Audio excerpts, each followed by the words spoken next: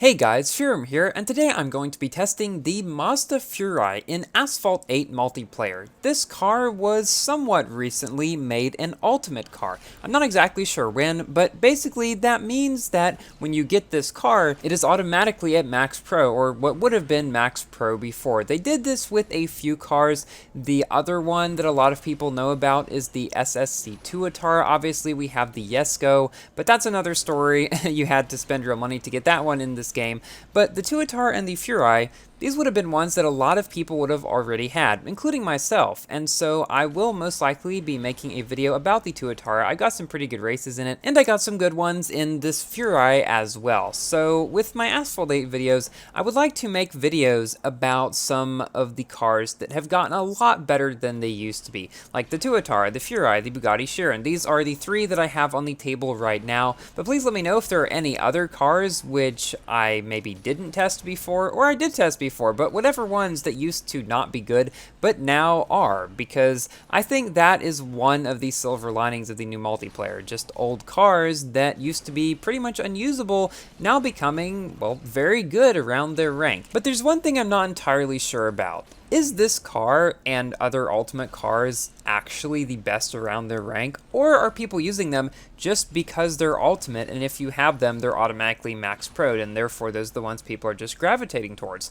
Because there could be plenty of other cars potentially that are even better around the same rank that people just aren't really using, and I do think that's the case, so please let me know if there are any cars such as those. I have been given a pretty extensive list of some cars that are around the best in different ranks, so I'll likely be going through some of those too, but some of the ones I wanted to go through first were the more popular ones that you see most often in multiplayer that really make the most sense, in my opinion, to test out first. Now, I did test the MP425 before any of those when I came back to Asphalt 8, and the reason for that was because, well, I knew that the new multiplayer relied more heavily, at least, on acceleration than before, and so I wanted to see if I could just come back to the game, not having played it in a long time, and just make it to Champion League using only this MP425. And I was able to do it in a car that I did not see a single other time in the 3 hours that it took me to record that. Yeah, did not see a single other one. I think a whole lot of the people in multiplayer nowadays are newer players. I still feel like a lot of old players have left the game and haven't come back yet. Although recently, with what's been going on in Asphalt 9, I do think there have been more people coming back to Asphalt 8, just not really enough that we start seeing a lot of the older cars again that newer players wouldn't have, or at least wouldn't have at a high enough rank, because there's no way you could get the MP425 to the rank that I have it at nowadays without spending a ton of fusion coins, and honestly I have no idea where you even get parts for a car like that nowadays. Yeah, I still have a lot to learn about the new system, but I am slowly learning. Unfortunately, I did, I think, make a somewhat bad decision in buying the premium pass for the Agera RS Festival. The reason for that is because, well, you can't actually get the Agera RS and the Jesko, which you get at the final tier, without spending money on it. And that's just because statistically throughout the event, and given the daily events and stuff as well, you just won't be able to make enough festival coins to get there, and you'll have to spend some money to get to higher tiers. And that's something which I, of course, am not going to do.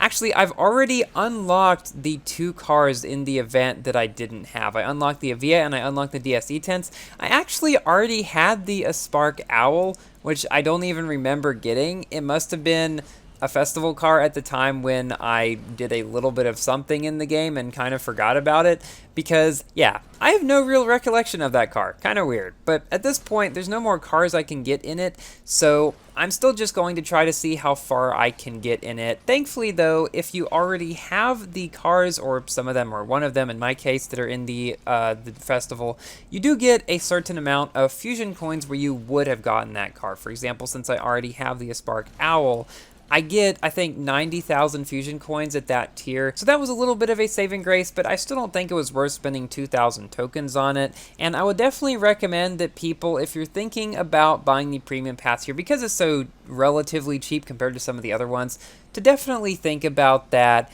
and think if you are comfortable spending money to get the Agera RS and the Koenigsegg at the end, or if you just want to try to get the lower cars in there. But if you already have some of them, wouldn't really recommend it. So we have completed another race in the Furai, the third one, and, well, everybody else in the race is, again, driving a Furai, triple boosted. I would not drive this car without extra tank, and I said this in my stream earlier today, or yesterday when I'm uploading this, but that's just because the Furai still doesn't have the best nitro efficiency. Like, it's pretty good, but you will be at a noticeable disadvantage on a lot of tracks if you don't have extra tanks. Extra tanks are especially useful if you are in slower cars, simply because, well, they don't go through the track as fast, and so therefore you don't cover as much track with the same amount of nitro, if that makes sense. So for a slower car, a D-Class car like the Furai, running extra tanks is actually extremely helpful, especially toward the beginning of races, because sometimes if you come up against Furais or other cars that don't have extra tanks, about the time that your nitro is still at halfway, theirs will be running out, and then they have to wiggle drift. Sometimes you can knock down them, but sometimes you can just get ahead and they can't really catch up because you're always going to be one step ahead of them in terms of nitro, unless you make some sorts of silly mistakes, which I have done on some tracks. This was a very close race for the first lap, and Transylvania I still consider to be one of my favorite newer tracks to come to Asphalt 8.